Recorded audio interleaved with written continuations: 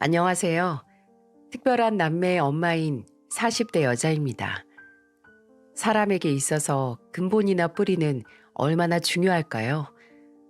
근본이 상하게 되면 거기에 따라서 가지도 죽게 되니 먼저 근본을 튼튼히 해야 한다는 말이 있죠. 하지만 그렇다고 근본이 잘못된 나무가 그저 언젠가 썩어갈 날만을 기다려야 하는 건 아닙니다. 뿌리를 잘못 만난 가지는 그 뿌리와 연결되어 있던 쪽을 과감하게 절단하고 다시 양지 바른 흙을 만난다면 그 가지 자체가 하나의 뿌리 근본이 돼서 자리를 잡게 되죠.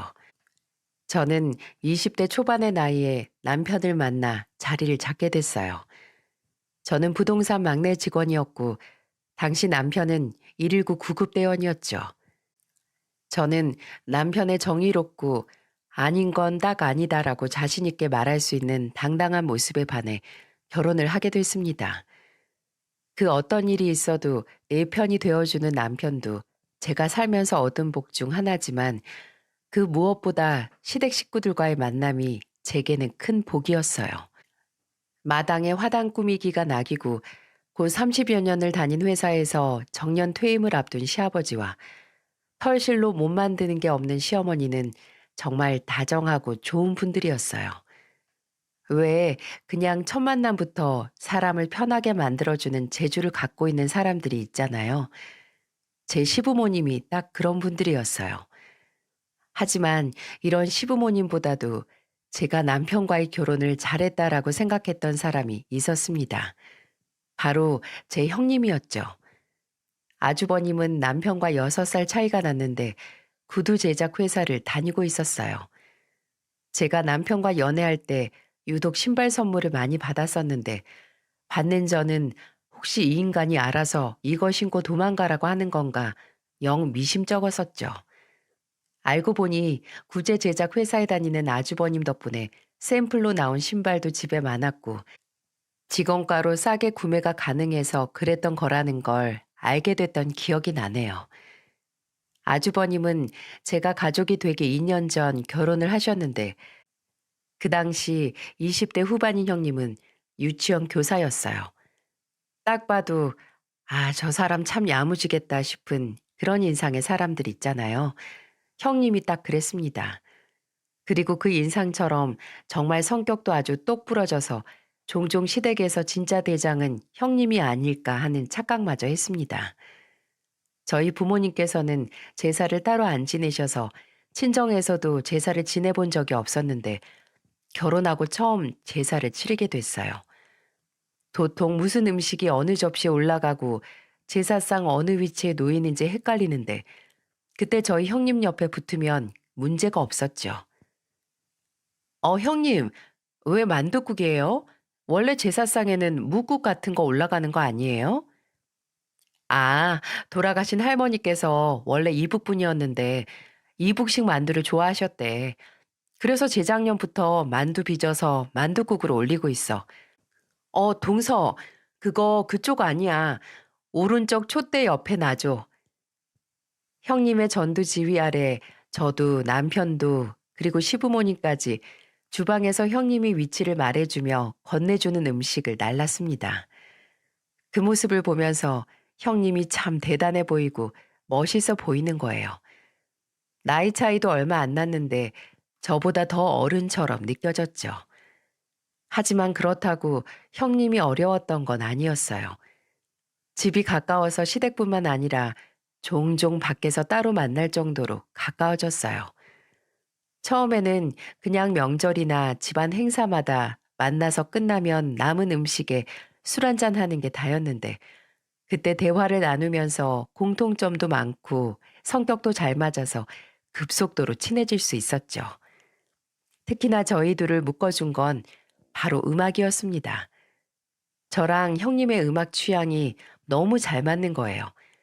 이승환, 이문세, 해바라기, 이선희, 유재하 등등. 좋아하는 가수와 노래 얘기를 시작하면 밤을 샐 수도 있었답니다. 저는 외동이라서 늘 형제 자매가 있었으면 했거든요. 형님도 위로 나이 차이 많이 나는 오빠만 둘이라서 여자인 형제를 원했는데 저희 둘 다 서로를 만나면서 평생 갖고 싶었던 친구 같은 자매를 찾은 기분이었습니다. 오죽하면 시댁이 있는 동네 어르신들이 저희 시어머니께 "그 집 며느리들은 어찌 그렇게 사이가 좋아?" 라고 물으실 정도였어요. 같이 장을 보는 걸 봤는데 처음에는 정말 친자매인 줄 아셨대요. 형님과 저는 좋은 일뿐만 아니라 저희는 나쁜 일이 생겨도 늘 먼저 달려가서 힘이 되어줬어요. 저희 아버지가 쓰러지셨을 때 교대 근무로 올 수 없었던 남편 대신 먼저 병원에 달려와 덜덜 떨고 있던 저를 안아주며 "괜찮아, 걱정하지 마" 라고 다독여 주던 것도 형님이었고, 제가 임신 중이었을 때 형님은 지방에 계신 저희 부모님을 대신해서 정말 일주일에 4번 이상 저를 찾아와서 "먹고 싶은 건 없냐? 이거 내가 임신했을 때 쓴 건데 따로 사지 말고 이거 쓰라고" 짐을 바리바리 싸들고 오곤 했어요. 특히 제가 형님에게 많이 의지를 했던 건 바로 구급대원인 남편을 걱정하는 마음이 커졌을 때였습니다. 아무래도 사건 사고가 많을 수밖에 없고 몸을 쓰고 또 시간과의 싸움을 하면서 운전을 하는 직업이기에 종종 혹시나 무슨 일이 일어나지 않을까 마음고생을 하곤 했어요. 그럴 때마다 형님은 제 무릎을 톡톡 두들기며 아무것도 아니라는 듯 말했죠. 걱정한다고 일어날 일이 안 일어나는 것도 아니고 걱정하는 사람 속만 타고 머리만 아픈 거야. 걱정할 시간에 그냥 서방님한테 더 좋은 말만 해주고 둘이서 맛있는 거 먹고 좋은 거 보고 좋은 시간만 보내. 걱정은 다 나중에 후회할까 하는 건데 그렇게 매분 매초 상대한테 최선을 다해야 후회를 안 하니까. 지금 생각해보면 어린 나이에 결혼을 한 제게 인생의 선배가 되어준 것도 형님이었던 것 같습니다. 저희는 둘 다 애엄마가 된 후에 살기 바빠서 더 멀어지지 않고 오히려 더 가까워지기도 했습니다. 형님의 아들과 제 딸은 연년생이라서 거의 쌍둥이처럼 같이 자랐다고 해도 과언이 아니었네요. 저는 제 입맛을 남편보다도 더 꿰뚫고 있는 형님이나 어렸을 때 아토피로 고생한 제 딸을 위해 먼저 병원을 알아보고 바르면 좋다는 연고나 도움이 되는 식습관 정보를 알아다주는 형님보다도 제 이름을 불러주는 형님이 좋았어요. 아무리 친구 같고 자매 같아도 형님 동서지간으로 만난 저희는 늘 서로 형님 동서라고 부르긴 했지만 종종 단둘이 있거나 상황이 너무 편해지면 형님은 종종 저를 희정아라고 불렀거든요. 자주 그런 건 아니었지만 형님이 제가 한 말에 깔깔거리면서 웃으면서 "아이고, 내가 희정이 때문에 못 살아" 라고 하면 그렇게 애틋하더라고요. 정말 형님이 제 친언니가 된 것처럼요. 그렇게 7년 동안 서로의 지지대가 되어주며 살았어요. 서로에 대한 건 모르는 게 없는 정도였는데 그게 제 오만이고 불찰이었더라고요. 하루는 주말에 조카에게서 전화가 왔습니다. 주민아, 무슨 일이야? 작은 엄마, 엄마가 안 일어나요." 대뜸 형님이 일어나지 않는다는 조카의 말에 다리에 힘이 풀릴 뻔했습니다. 다행히 그 안 일어난다는 게 그냥 계속 잠만 잔다는 말이더라고요. 그때가 점심때가 지나간 시간이었는데 아무리 주말이어도 너무 늦게까지 자는 게 아니었나 싶었고, 또 조카가 집에 아주버님도 없어서 밥을 못 먹는다고 하니 바로 제가 달려갔죠. 조용히 들어가서 배고픈 조카에게 간단하게 토스트를 만들어줬는데 20년이 지난 지금도 아직도 기억이 나네요. 거실에서 뭔가 짐승이 앓는 것 같은 소리가 들리는 겁니다. 놀라서 식탁에서 일어나서 거실로 갔는데 자는 형님이 식은땀을 흘리고 끙끙거리면서 잠꼬대를 하는 형님이 보였습니다. 저는 얼른 형님을 깨웠고 어깨를 흔드는 힘에 화들짝 놀라 깨는 형님의 눈은 빛이 없는 심연 마냥 깊었어요. "어, 어? 동서, 여긴 왜, 여기가 어디야?" "형님, 악몽 꿨나 봐요. 아우, 이 식은땀 좀 봐. 어디 몸이 안 좋은 거 아니에요?" "잠깐, 지금 몇 시야? 우리 주민이는, 애 아빠는 들어왔어?" 지금 3시고 주민이는 제가 토스트 만든 거 먹고 있어요. 저는 주민이가 전화해서 왔고요. 그리고 아주버님은 아직 안 들어오셨어요. 아, 그래. 그렇구나. 아직 안 들어왔어. 내가 요새 잠을 잘 못 자. 어제도 잠이 안 와서 꼬박 밤새고 오늘 아침에 이렇게 잠든 거야. 불면증이 왔다는 형님. 눈도 퀭하고 입맛도 없다면서 밥도 안 먹더라고요. 그래서 그런 걸까요? 그 후로 형님은 어딘가 좀 불안정해 보이기까지 했습니다. 오랜만에 애들 데리고 만나면 좀 멍해 보일 때가 많았어요. 한창 식사 중에 갑자기 가야겠다고 하면서 조카 손 붙들고 자리를 뜬 적도 있었고요. 또 대화 도중 가만히 딴 생각을 하다가 알아들을 수 없는 혼잣말을 한 적도 빈번하게 있었습니다.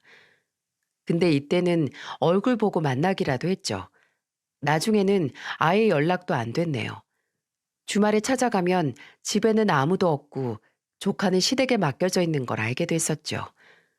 그러다 그렇게 얼굴 보기 힘든 형님이 먼저 저희 집에 찾아온 날이 있었어요. 저는 저한테 말도 없이 속안의 문제를 썩히고 있는 형님에게 서운하기도 했지만 또다시 먼저 찾아와 주니 고맙고 또 다행스러워서 신난 마음 꾹 누르고 형님을 환영했어요. 근데 갑자기 형님이 제게 줄 게 있다고 하더군요. 그리고 큰 쇼핑백을 건넸고 거기엔 지금까지 형님이 취미처럼 모아왔던 음악 앨범 수십 장이 들어 있었습니다. 어? 형님, 이걸 왜 절 주세요? 이거 형님이 몇 년 동안 모은 거잖아요. 그냥 요새 별로 듣지도 않고 정리하고 싶어서 저번에 동서가 집에 왔을 때 노래 좋다고 했었잖아. 그래서 동서 생각나서 가져왔어. 나 대신 잘 들어줘. 형님에게 앨범을 받은 그날 불현듯 악몽을 꿨었습니다. 아직도 정확하게 꿈 내용이 기억은 안 나네요. 그저 앞이 뿌옇게 가려져서 앞이 잘 안 보였고 갑자기 땅이 쑥 꺼지는 느낌에 놀라 화들짝 놀라서 소스라치면서 꿈에서 깼네요. 시간은 새벽 2시가 넘어가고 있었고 저는 제 몸을 쎄하게 식히는 식은땀을 흘리며 그 묘하고 불안한 감정을 애써 잊으려고 했습니다. 그냥 내가 요새 좀 피곤했나 보다 하고 말이죠. 하지만 그건 제 컨디션 때문도 아니면 그냥 지나가는 기후 때문도 아니었어요. 며칠 뒤 어쩌면 이 모든 게 모두 약이 됐던 일이고 내가 내 눈앞을 스쳐간 소리 없는 비명을 못 본 걸 수도 있다는 생각이 들 만한 문자 한 통을 받게 됐습니다. 누구보다 내가 기댈 수 있는 희정아, 내가 말하지 못할 정도로 너무 괴롭고 힘들어. 라고 시작하는 문자는 형님에게서 온 거였어요. 그 내용은 지금까지 말을 못해서 미안했다. 내게 말하지 못한 건 없었는데 도저히 말을 할 수가 없었어. 나도 버티려고 했는데 내 의지보다 고통이 더 크네. 희정아, 우리 주민이 좀 부탁해. 우리 주민이도 언젠가 이 못난 엄마 이해할 수 있게 될까? 희정아, 미안해. 그리고 고마워. 라는 내용에 저는 다리가 풀렸어요. 그리고 문자 내용 마지막에 있는 어느 숙박업소 주소가 눈에 들어오더라고요. 있는 힘껏 정신을 차리고 직장에 병가를 내고 나왔습니다. 그리고 도통받지 않은 형님에게 전화를 하는 걸 그만두고 남편에게 전화를 했어요. 여보, 아주버님한테 좀 전화해. 내 전화는 안 받아. 왜? 무슨 일인데? 형님, 형님한테 가야 돼. 형님이 이상하단 말이야. 남편에게 문자에 있던 숙박업소 주소를 보내고 저도 택시를 탔어요.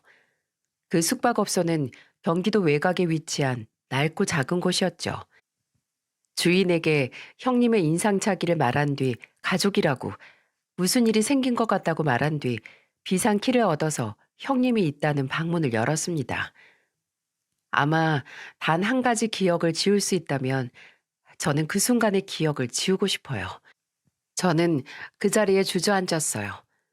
저보다 조금 늦게 남편이 도착했을 때 저는 바닥을 기어서 이제는 더 이상 눈을 뜨지 않는 형님을 부여잡고 울고 있었습니다. 형님, 이게 뭐예요? 이게 왜 갑자기 이렇게 가요? 뭐가 그렇게 괴로워서, 뭐가 그렇게 힘들어서 나한테 말을 하지. 왜 혼자 끙끙 앓다가 이렇게 떠나요? 대체 왜? 거의 울부짖었던 것 같아요. 아직 온기가 남아있는 형님의 몸을 조금이라도 더 닦기 위해 고쳐 앉으면서 목 놓아 울었습니다. 남편은 제가 실신할까봐 형님에게서 저를 떼어놓고 진정시켰어요. 남편 또한 눈앞에 참담한 광경에 말을 하지 못했습니다. 제게 형님이 여기 있는 줄 어떻게 알았냐고 묻는 남편에게 형님이 보낸 문자 내용을 보여줬어요. 그랬더니 남편은 그 내용을 한참을 보다가 불현듯 침대 아래에 있는 형님의 가방을 들어 뒤지기 시작하더라고요. 저는 형님의 손을 매만지고 있었는데 남편이 저를 불러 뭔가 건넸습니다. 남편이 내민 건 접힌 종이 한 장이었어요. 종이에는 희정이에게라고 적혀 있었고 그 안의 내용들은 그야말로 제 속을 증오로 들끓게 만들었죠. 종이는 누구에게라도 털어놓지 못하면 내 영혼이 잠들 수 없을 것 같아서 희정이 너에게 전하고 갈게. 너한테 무거운 짐 맡기고 가서 정말 미안하다. 라고 시작하는 형님이 제게 보내는 편지였습니다. 그리고 그 안에는 몇 달 전 아주버님의 바람을 알았고 알고 보니 아주버님은 1년 전부터 같은 구두회사에 다니는 유부녀 직원이었고 형님이 그걸 알게 되자 남편은 뻔뻔스럽게 그럼 헤어지자고 한다는 내용이 흐릿한 글씨로 적혀 있었어요. 아주버님은 어떻게든 마음을 돌리게 하려는 형님을 비웃었고 조롱했어요. 남편도 저도 동시에 그 편지를 읽고 있는데 누구 하나 입에서 소리도 못 냈어요. 형님은 수치스럽고 억울하다고 도저히 이 고통을 멈출 수가 없어서 극단적인 선택을 택할 수밖에 없었다고 가족들에게 미안하고 누구보다 아들 주민이에게 너무나 미안하다. 엄마가 약해서 너무 미안하다고 적어놨어요. 그리고 제게 본인이 남편의 바람에 대한 괴로움을 이기지 못하고 떠난 건 아무에게도 말하지 말아달라고, 특히 주민이에게는 절대로 알리지 말아달라고 했어요. 저만 알고 있었으면 한다고 부탁하는 말이 적혀 있었죠. 다른 사람들이 알게 되면 정말 한꺼풀 남아있던 인간으로서의 존엄성이 사라질 것 같다고 말입니다. 아마 제게만 문자를 보내서 숙박업소에도 남편 없이 저 혼자 올 거라고 생각을 한 것 같더라고요. 그리고 마지막엔 이런 글이 적혀 있었어요. 따지고 보면 희정이 너와는 남인데 너한테 제일 어려운 부탁도 하고 또 마지막에 못 볼 걸 보여서 너무 미안하다. 하지만 이런 치부를 다 보일 수 있는 게 희정이 너뿐이니까 용서해주기 바래. 너한테마저 미움받아 버리면 정말 내가 눈을 못 감을 것 같아. 미안해 희정아. 네 덕분에 그나마 짧은 인생의 마지막이 즐겁고 더 행복했어. 우리 주민이 잘 부탁해. 형님 가방에 있는 건 이것뿐만이 아니었어요. 편지 내용을 증명하듯 아주버님이 바람을 피웠다는 증거가 가득한 현상된 사진들이 종이봉투에서 나왔어요. 아주버님이 그 회사 동료로 추정되는 여자와 다정스럽게 팔짱을 끼고 거리를 걷고 있었고, 같이 식당에서 밥을 먹고 건물로 들어가고 손을 잡고 서로 아이스크림을 먹여주는 그 추악한 작태가 낱낱이 사진에 남아 있었습니다. 속이 다 울렁거렸어요. 저와 남편은 정말 수천 번의 고민 끝에 가족들에게 형님의 죽음이 아주버님의 바람에서 비롯된 게 아니라 우울증으로 인한 극단적인 선택이라고 전했습니다. 실제로 형님의 집에서 몇 달 동안 복용했던 우울증 약과 불면증 약이 있었기에 형님의 친정 식구들도 그리고 저희 시부모님도 믿기 싫은 이야기를 어쩔 수 없이 믿을 수밖에 없으셨어요. 그때는 그랬습니다. 물론 진실을 밝힌다고 잠든 형님의 영혼에 아무런 상관이 없다는 걸 잘 알아요. 하지만 그때는 형님이 조카를 잘 부탁한다는 말과 제게 마지막으로 했던 부탁이었기에 쉽게 모두에게 진실을 밝힐 수 없었어요. 그래서 같이 유서를 확인한 남편과 저 둘만 참혹한 진실을 가슴에 묻었습니다. 특히 조카에게는 엄마가 사고로 세상을 떠났다고밖에 설명할 수 없었죠. 그래서 형님의 장례식에서 형님의 영정사진 앞에 무릎을 꿇고 목 놓아 울며 형님을 부르는 아주버님을 보며 가슴 아파하지 않았던 사람은 저와 남편 단 둘이었어요. 그 가증스러운 모습에 저는 펄펄 끓는 육개장을 아주버니 위로 쏟고 싶었습니다. 그 꼴을 보면 당장 만천하에 저 인간의 더러운 짓을 밝히고 싶었지만 또 떠난 형님의 말이 생각나서 그저 입을 다물고 눈을 감을 수밖에 없었어요. 그런데 그렇게 애써 눈을 감고 있었는데 형님의 비밀이 수면 위로 떠오르게 됐습니다. 다름 아닌 형님이 세상을 떠난 원흉인 아주버님에 의해서 말이죠. 하루는 아주버님이 저와 남편을 시부모님 댁으로 부르더라고요. 뭐 기니 할 말이 있다고 하는데 솔직히 가고 싶지도 않았습니다. 근데 또 안 가자니 시부모님께서 이상하게 생각하실 것 같아서 숨 참으면서 갔었네요. 근데 아주버님이 저희 부부와 시부모님 앞에서 꺼낸 말이 뭔 줄 아세요? 어머니, 아버지, 저 재혼하려고요. 이혼해서 딸 하나 있는 사람이에요. 이때가 무려 형님이 떠나고 석 달이 막 지나가는 날이었어요. 제정신인가요? 아마 세상에 이제 본인의 불륜 사실을 아는 사람이 없으니 하고 싶은 대로 하겠다는 거죠.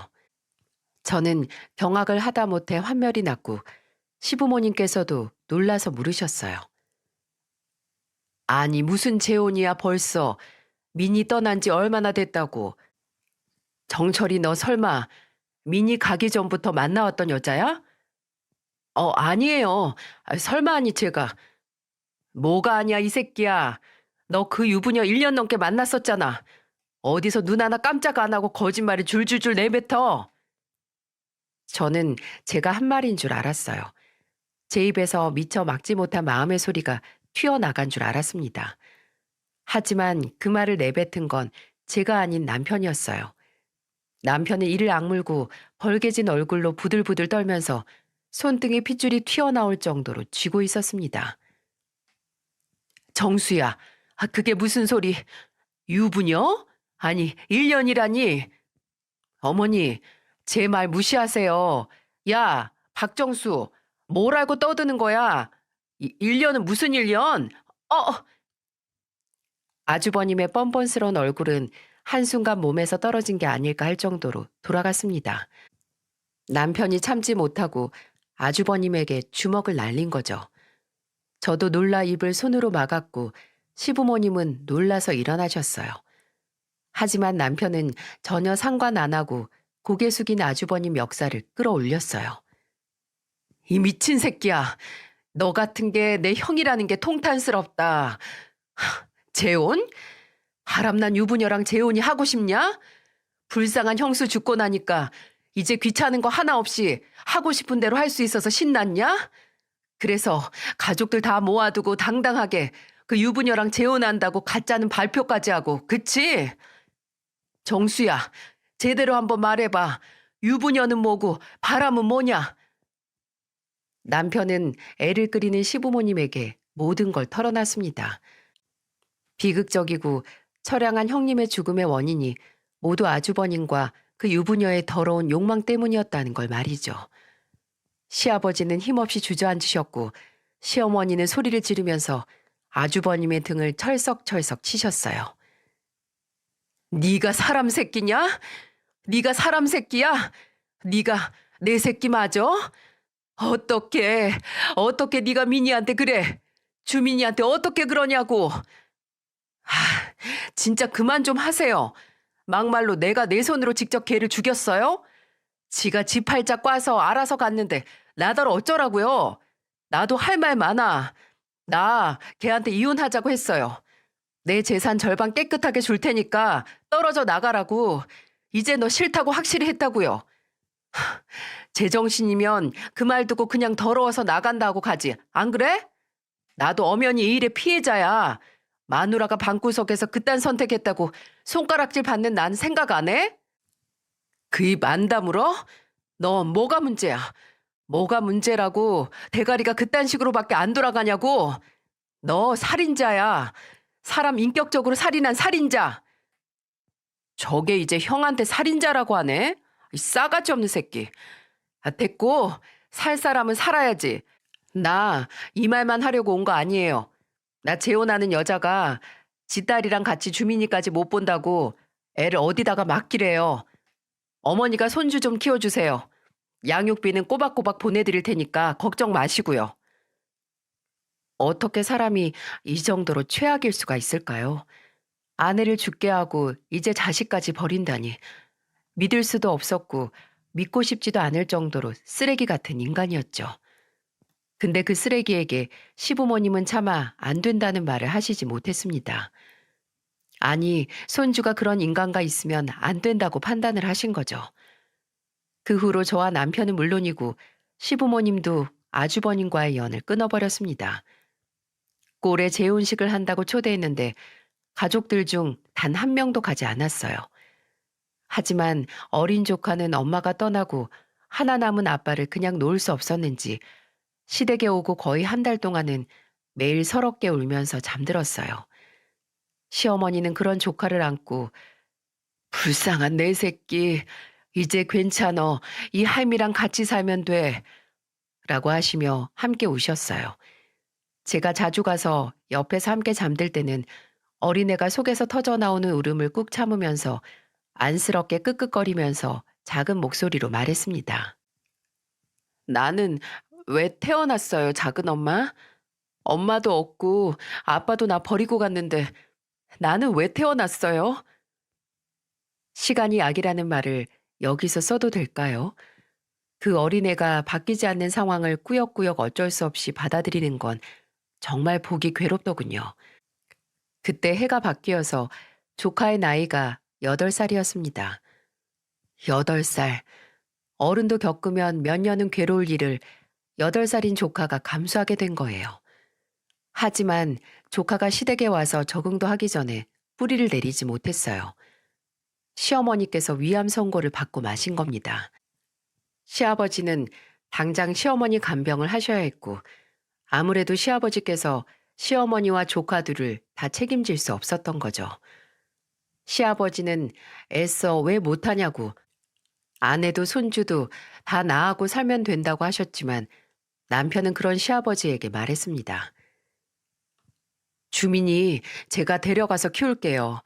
주민이는 죽은 형수랑 이어진 마지막 끈이고 형수에게 사죄하는 마음으로라도 주민이를 책임지고 싶어요.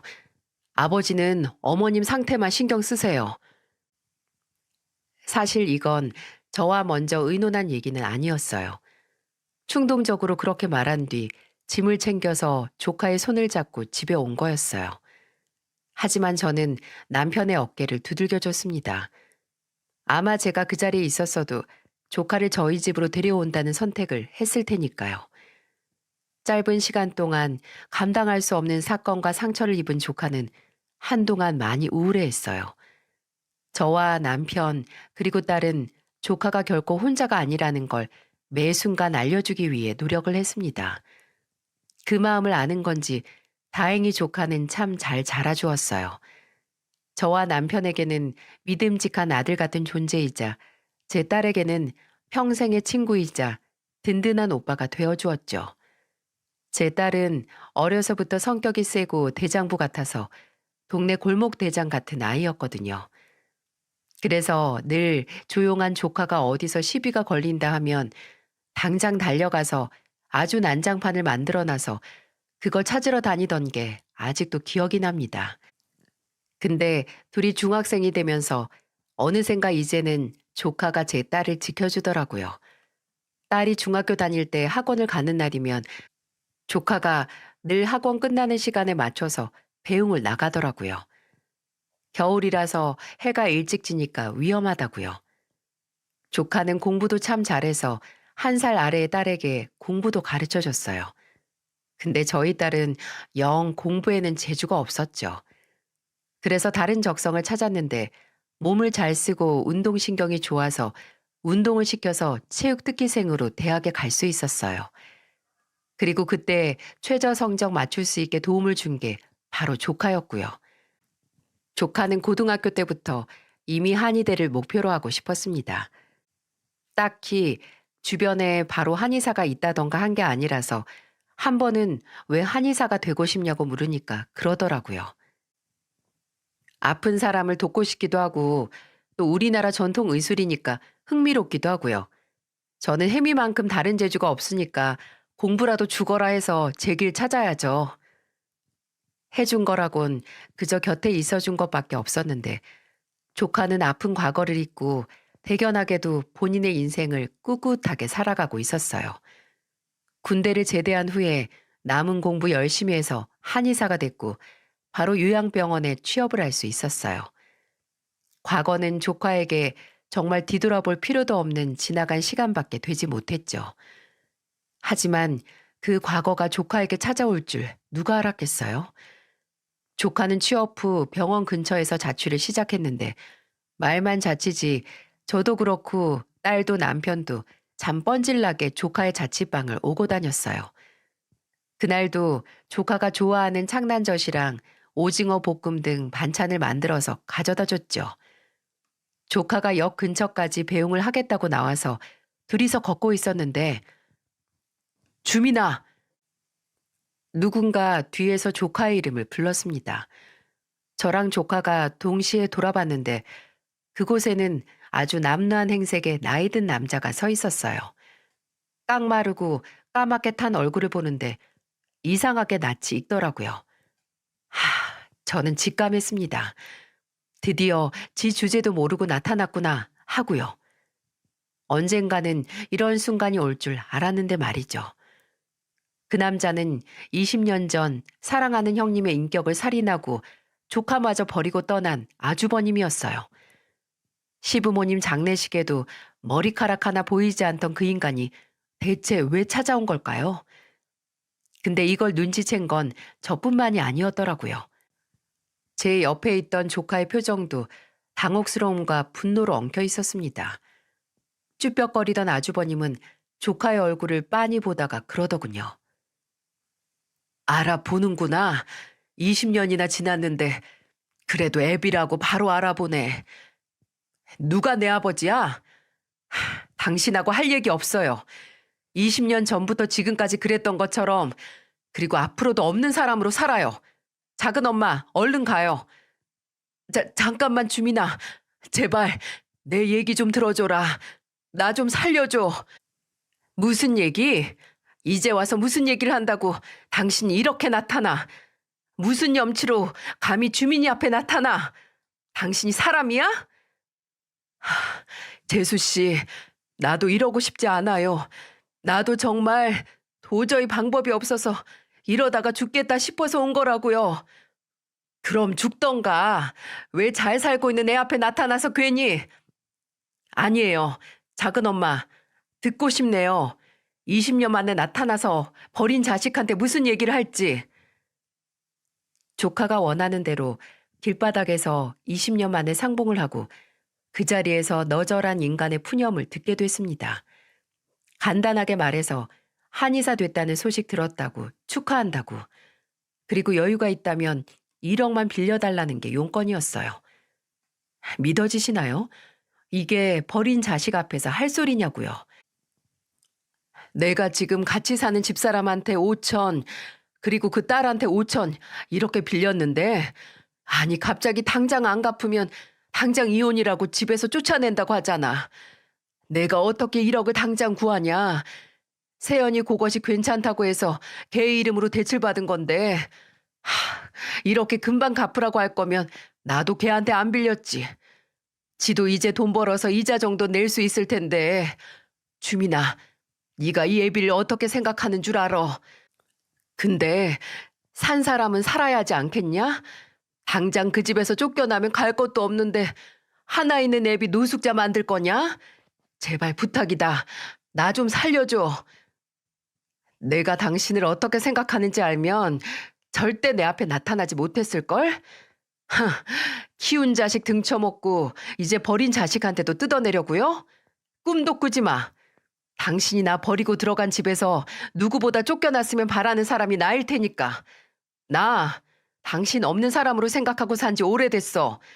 당신 나한테 부모도 아니고 길거리에 나 앉든 길 가다 객사를 하든 상관없으니까 두 번 다시 찾아와서 입맛 떨어뜨리지 마. 알아들어?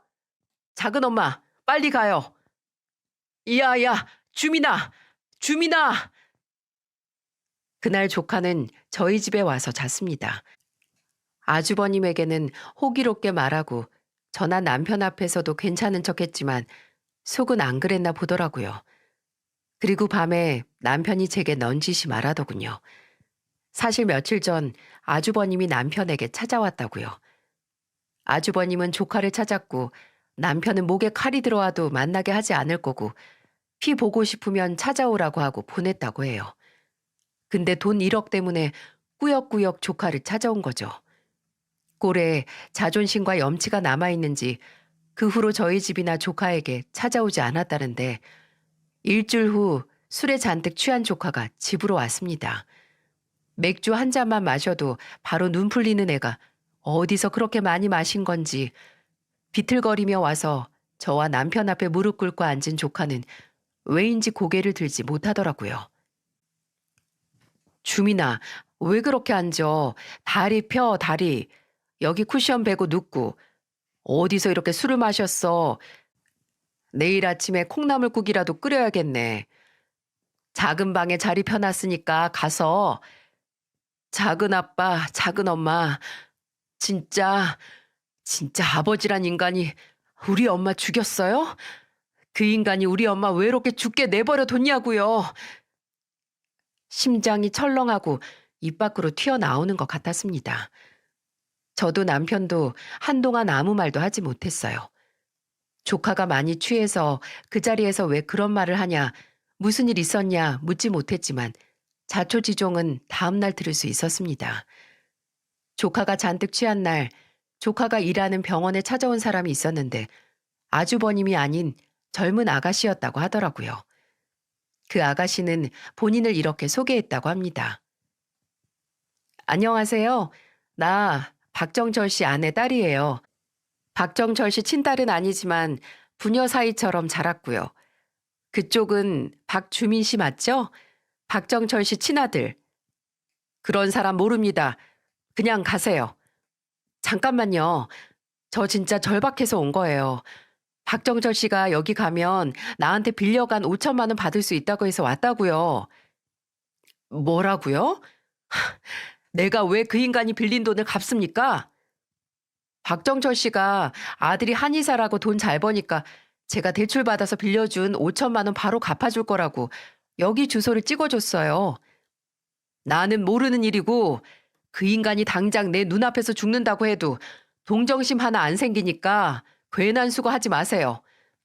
그 인간이 우리 엄마한테 나한테 어떻게 했는데 내가 그 돈을 갚아? 우리 엄마가 사고로 돌아가시자마자 얼씨구나 나 버리고 새 살림 차린 인간을 내가 미쳤다고 내가 도와줘요? 사고요? 설마 그쪽 어머니가 사고로 돌아가셨다고 생각하는 거예요? 남의 엄마가 뭐 때문에 죽었든 무슨 상관인데 그쪽에서 그딴 질문을 합니까? 왜냐면 잘못 알고 있으니까. 박정철 그 인간 무능하고 경우 없는 건 알았지만 이 정도로 쓰레기일 줄은 꿈에도 몰랐네. 내가 알려줄까요? 그쪽 어머니가 왜 당신을 두고 세상을 떠났는지? 그 아가씨는 조카에게 형님이 아주버님의 불륜 사실에 괴로워하다가 극단적인 선택을 했다는 사실을 말했던 겁니다.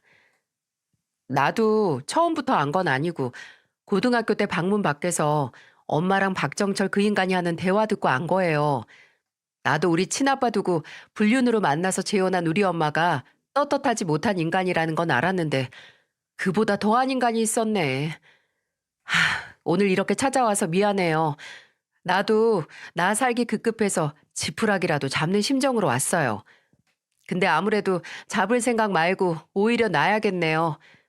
나도 불륜 저지른 부모한테 매정하지 못했던 자식으로서 충고하는 건데 행여 친아버지라고 도와달라는 박정철 부탁 절대로 들어주지 마요. 아주 작은 거라도.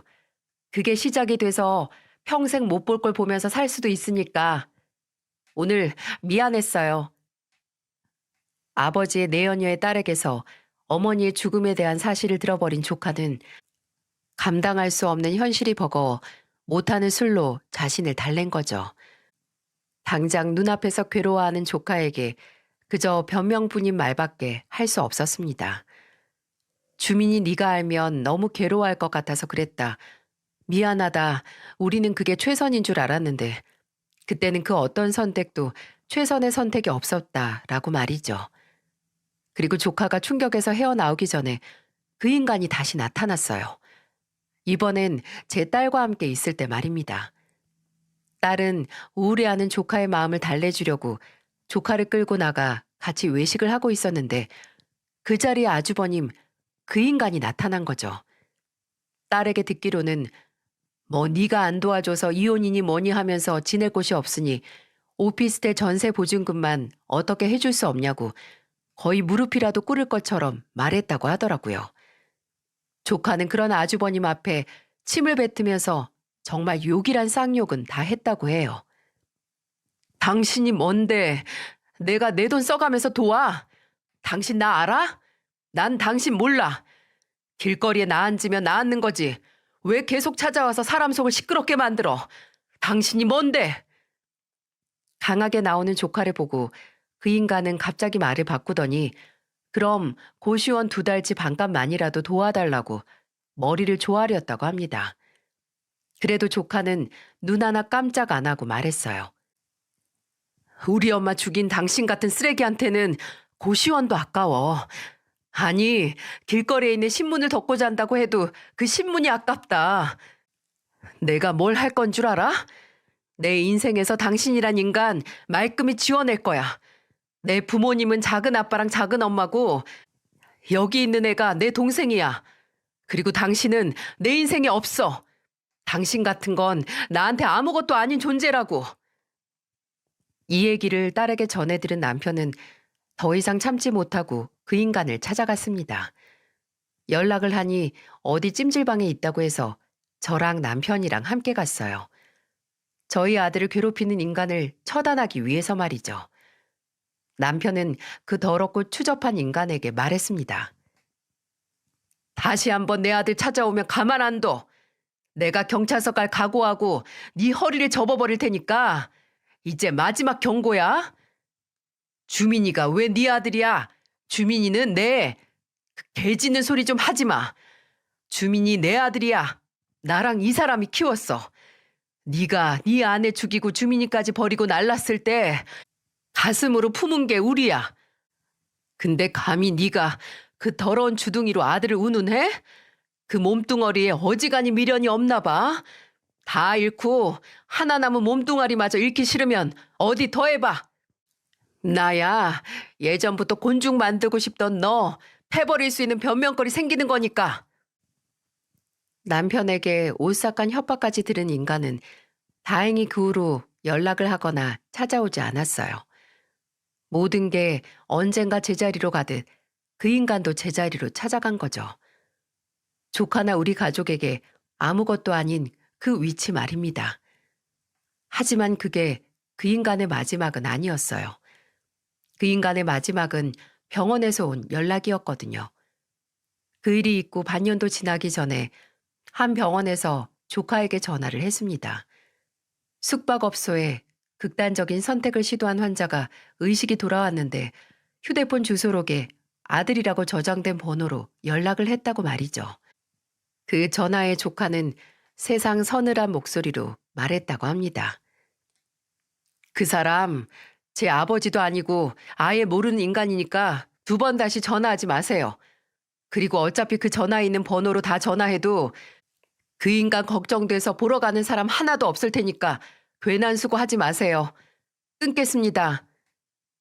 그 얘기를 듣던 제 얼굴을 보고 조카는 제 손을 꽉 한번 잡아주면서 말했어요. 걱정 마세요. 이제 그 인간한테는 증오라는 감정도 안 남아있어요. 그냥 감흥도 없어요. 어차피 모르는 사람이고 나랑 상관도 없는 사람이니까.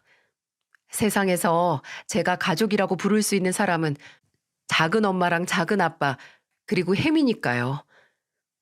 드디어 조카가 스스로 깊게 한 자리에 뿌리를 내렸다라는 걸 확인한 것 같았네요. 그리고 그 자리는 진정 조카를 아끼고 사랑하는 가족들의 품이었고요. 조카는 최선의 방법으로 본인을 버리고 간 아버지라는 존재에게 복수를 한 건 아닌가 싶습니다. 아예 그 존재 자체를 본인의 안에서 지워버린 거죠. 죽어서도 기억하는 사람 하나 없이 말입니다. 어쩌면 외롭게 간 형님을 위해 그 인간도 철저하게 끝에 외롭게 살다 가게 한 건 아닌가 싶어요. 그 후로 아주버님은 저희 가족에게 그 어떤 접촉도 하지 않았어요. 조카가 연락처도 바꾸고 직장도 옮기긴 했지만 솔직히 저는 그 인간이 이렇게 포기할 거라고 생각은 안 했거든요. 근데 나중에 딸에게 들으니 그럴 만도 하더라고요. 그때 병원에서 연락을 받은 조카는 다음날 그 인간이 입원한 병실에 심부름 업체를 통해 꽃을 보냈다고 해요. 바로 하얀 국화 한 송이를 말이죠. 당신은 이제부터 나에게 죽은 사람이라는 걸 증명하는 행동이었습니다. 그 뻔뻔한 인간이 두 번 다시 조카의 인생에 산 사람처럼 나타나지 않을 정도로 충격적인 행동이기도 했고요. 그게 이제는 벌써 1년 전 일이네요. 조카는 오히려 그 인간과의 만남이 모든 걸 해소시킨 것처럼 그 후로 더 밝고 인생을 즐기면서 살았어요. 그리고 곧 새로 옮긴 병원에서 만난 동료 한의사와 결혼을 앞두고 있습니다. 그 먼 옛날 제게 본인은 왜 태어났냐고 묻던 어린애가 점점 태어난 이유를 찾아가는 걸 매 순간 바라보면서 저 또한 제가 태어난 이유를 찾은 것 같아요.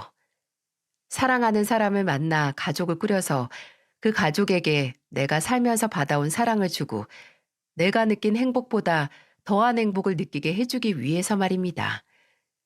조카는 결혼식장에 본인도 신부처럼 부모님 손을 잡고 들어가고 싶다고 하는데 양손에 저와 남편의 손을 잡고 싶다고 하더라고요.